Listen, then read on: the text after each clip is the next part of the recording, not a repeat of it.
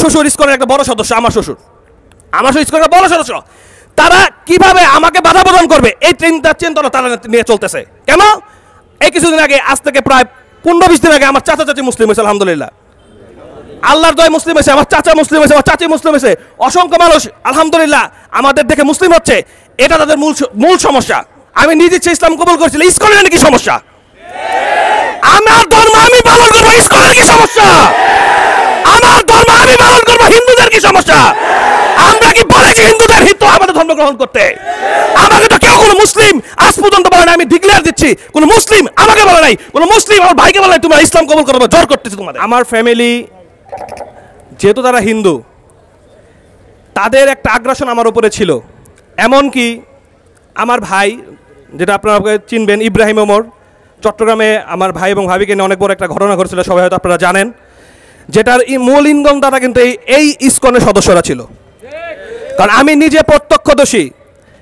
আমি যখন এই চট্টগ্রামে যখন আমার বড় ভাইকে বাবলু এসআই, তিনি চট্টগ্রামে আমার বড় ভাইকে সাভার থেকে ধরে নিয়ে আসে, তো তাকে বলা হয়, আমি বলি যে ভাই আমার ভাইকে যখন ধরে নিচ্ছেন, আমার ভাবির ইনস্ট্যান্ট দাঁড়ানো, সে বলতেছে সে নিজ ইচ্ছে এখানে এসেছে, সে নিজ ইচ্ছে ইসলাম কবুল করেছে, আপনি কেন ধরে নিচ্ছেন তাকে?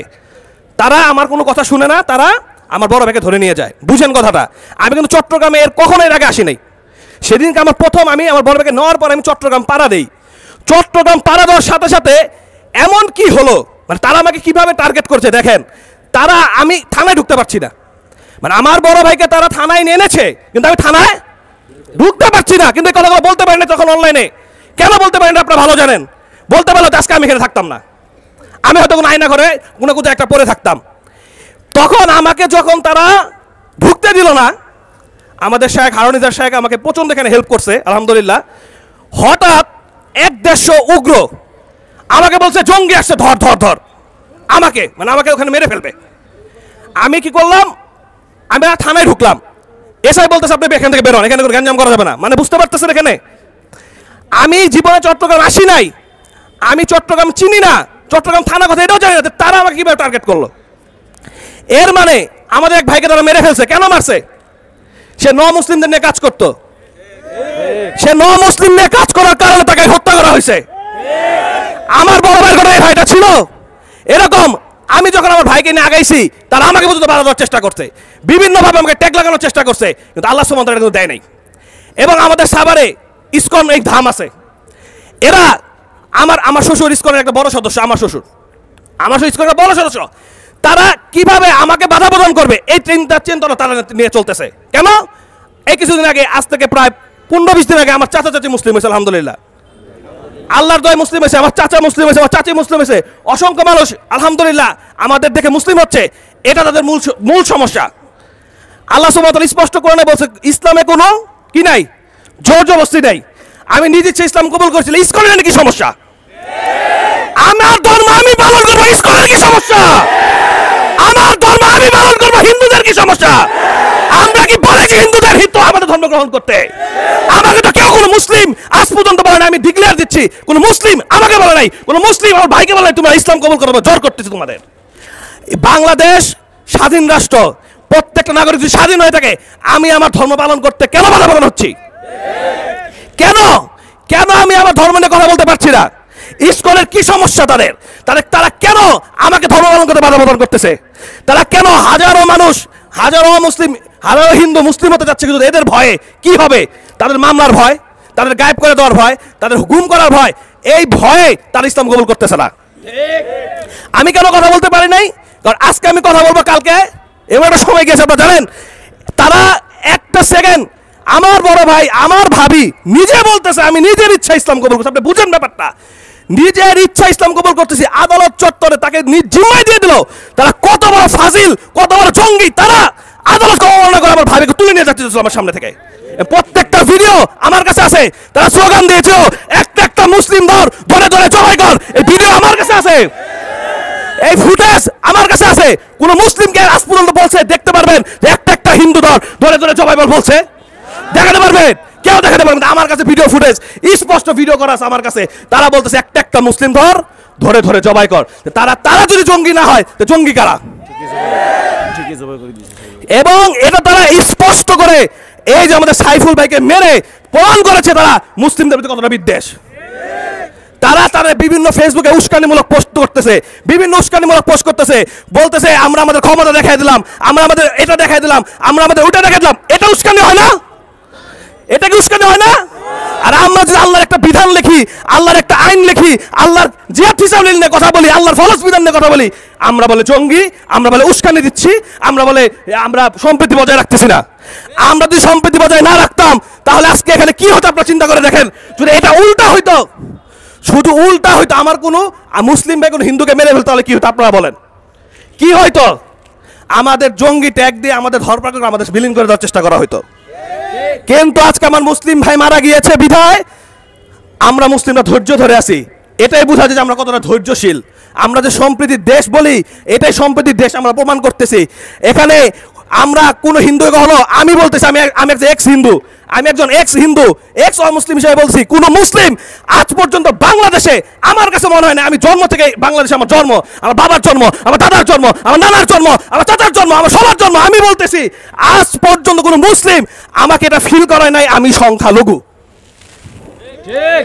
কোন মুসলিম আমাকে ফিল করায় নাই আমি নির্যাতিত।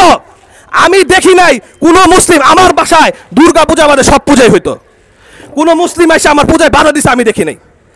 আমি দেখি নাই, এমনকি মুসলমানরা না জেনে করছে যে আইসা আমার নাড়ু খাইছে, এটা সে না জানার কারণে করছে, শিরকের কাছে সে আসতে।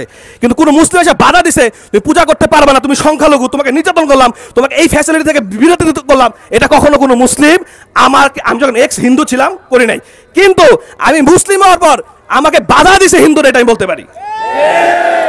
এই হিন্দুরা, এই হিন্দুত্ববাদী সব হিন্দু না, এই জঙ্গি হিন্দুত্ববাদী যারা সন্ত্রাসী মন মানসিকতা নিয়ে চলাফেরা করে, তারা আমাকে বাধা দেওয়ার চেষ্টা করছে, পদে পদে আমাকে ক্ষতি করার চেষ্টা করেছে, প্রশাসনিকভাবে চেষ্টা করেছে, তারা সাংগঠনিকভাবে চেষ্টা করেছে, কিন্তু আল্লাহর রহমতে তারা পারেনি, আলহামদুলিল্লাহ। এই চট্টগ্রামে যখন আমি আসি, আমি বলছিলাম আল্লাহ আমি কি করবো, আমার ভাইটা কি হইলো, শুধুমাত্র ইসলাম কবুল করার কারণে আমার ভাই জেল খাটতেছে। কেন? মিথ্যা মামলা দিয়ে দিছে। মামলাটাকে যাচাই করার দরকার ছিল না? 3.5 মাস আমার ভাই জেল খাটছে। আপনারা বুঝেন, রমজান মাস, সেই ঈদের রমজানের ঈদ তার জেলের মধ্যে করছে আমার ভাই। কেন? শুধুমাত্র ইসলাম কবুল করার কারণে, আমার ভাবি ইসলাম কবুল করার কারণে। এই সময় আলহামদুলিল্লাহ আল্লাহ সুবহানাহুর পক্ষ থেকে শেখ হারুন রিজার রাহাবারের মতো আমাকে ছায়া দিছে, আলহামদুলিল্লাহ। তিনি মানে কি বলবো, উনি যদি এখানে আমাকে না সাহায্য করতেন, হয়তো আল্লাহ তাআলা চাইতো হয়তো আমিও হয়তো আজকে কোথায় থাকতাম, আল্লাহ ভালো জানেন। তারা স্পষ্ট আমাকে মেরে ফেলার জন্য আক্রমণ করছে। তাহলে আমরা মুসলিমরা এক স্পষ্ট করে বলতে চাই, আমার ফ্যামিলি, আমার বাবা মা কখন আমি দেখি নাই তারা মুসলিমদের হাতে নির্যাতিত হয়েছে। যারা বলেন যে হিন্দুরা নির্যাতিত, হিন্দুরা সংখ্যালঘু, হিন্দুরা কোনো কিছু পাচ্ছে না, এটা টোটালটাই মিথ্যা কথা আমি বলবো। কারণ আমি একজন এক্স হিন্দু, আমার ফ্যামিলির এখন অনেকে হিন্দু, আমার শ্বশুর শাশুড়ি সবাই হিন্দু। যদি এটাই হইতো তাহলে তো আমি আর মুসলিম হইতে পারতাম না। তাহলে এটা হইলে আমাকে আগেই আমার নানি বাড়ি হলো ইন্ডিয়া, আমার নানি বাড়ি ইন্ডিয়ায় পান্ডুয়া, নাম শুনছেন না জানি না, ইন্ডিয়ার পান্ডুয়া আমার নানি বাড়ি, আমার মার নামে জায়গা সম্পত্তি সব আছে। তাহলে আমার আগেই গুটলি একটা মিলে আমরা সবাই ভিসা করে ইন্ডিয়া চলে যেতাম। যেমন আমার শ্বশুর চলে যাচ্ছে ইন্ডিয়ায়, সে আর বাংলাদেশে থাকবে না, কারণ তাদের আপা মনি চলে গেছে, এই জন্য সে আর থাকবে না। তাদের আপা চলে গেছে, সে আর থাকবে না। কিন্তু আপা থেকেও আমরা ইনশাআল্লাহ যারা আমাদের হিন্দু ভাই আছেন, যারা সম্প্রীতি বজায় রাখে, তাদেরকে আমরা নিরাপত্তা দিতে প্রস্তুত আছি, আলহামদুলিল্লাহ। কিন্তু একটা ভাই বলে যাই, আমরা আবেগে কখনোই কোনো মূর্তিকে পূজা করতে পারবো না, কোনো মূর্তিকে আমরা কি করব না, প্রমোট করব না। আমরা কোনো মূর্তি ভাঙবো না, আমরা মূর্তি পাহাড়ও দিব না, আমরা মূর্তিকে পাহারা দিব না। এই মূর্তি হলো আল্লাহর দুশমন, তারা শিরিক করে। তো আমরা কাউকে ভাঙবো না, আমরা কি পাহারাও দিব না। এটাই স্পষ্ট আমার ইমানের দাবি। আমরা মুসলিমরা আমরা হিন্দুদের পাহারা দিব। আমাদের যারা আমাদের, যেমন আমি যদি আজকে বিপদে পড়ি, আমার ভাইয়ের আগে আসবে না? এই যে মানুষ হিসাবে আল্লাহ তাআলা আমাদের মানুষের উপকারের জন্য বের করে, তোমরা খয়র উম্মাহ, তোমাদের বের করা হয়েছে মানুষের কল্যাণের জন্য। তাহলে আমরা কল্যাণ, সকল মানুষের জন্য কল্যাণ ডেকে এনেছি। সো যারা জঙ্গিকতা করে, যারা যে আমাদের ভাইকে মেরে ফেললো, তারা একটা বিবৃতি দিয়েছে। একটা হিন্দু দেখছেন, আপনার কোনো ফ্রেন্ড, আমার তো অনেক ফ্রেন্ড আছে হিন্দু, তারা একটা পোস্ট করলো না, হাই আফসোস ভাইটাকে মেরে ফেললো। কিন্তু আমরা কোনো অমুসলিমকে মারলাম, আমরা পোস্ট করে ভাইটাকে মারা ঠিক হয় নাই, এটা আমরা বিচার চাই। আমরা মুসলিমরা ন্যায়ের পক্ষে সবসময় থাকি। আমরা মুসলিমরা আল্লাহ এবং কোরআন হাদিস যেটা বুঝাইছেন সেটার উপর আমরা আছি, আলহামদুলিল্লাহ। এজন্য এই ইসকনকে বাংলাদেশে কোনো সংগঠন করতে দেওয়া যাবে না, তাদেরকে নিষিদ্ধ করতে হবে। এটা আমি এক্স মুসলিম হিসেবে আমার দাবি, এক্স হিন্দু হিসাবে আমার এটা দাবি। হিন্দুরা নিজেদের পূজা মন্তব্য করবে, তাদের যেগুলো পূজা যেগুলো সেগুলো, হিন্দু কোনো ইসকন কোনো হিন্দুদের কোনো, এটা কোনো সংগঠন নয় আমি বলতেছি। কারণ আমি দেখেছি আমার বাবা মাই হিন্দু, আমি ইসকনকে পছন্দ করে না। আমার বাবা মাই ইসকনকে পছন্দ করে না, কারণ আমি একসময় ইসকনে দীক্ষা নিতে গেছিলাম, আমার বাবা আমাকে বাধা দিয়েছে, কারণ তার একটা থিওরি নিয়ে চলে। তো দিনী ভাই বোনেরা, যেটা বলতে চেয়েছিলাম যে আমরা স্পষ্ট করে বলতেছি, হিন্দু কখনোই বাংলাদেশে নির্যাতিত ছিল না, এখনো নির্যাতিত নাই, বরঞ্চ আপা থেকে এখন হিন্দুরা এখানে আরো বেশি ভালো আছে আলহামদুলিল্লাহ।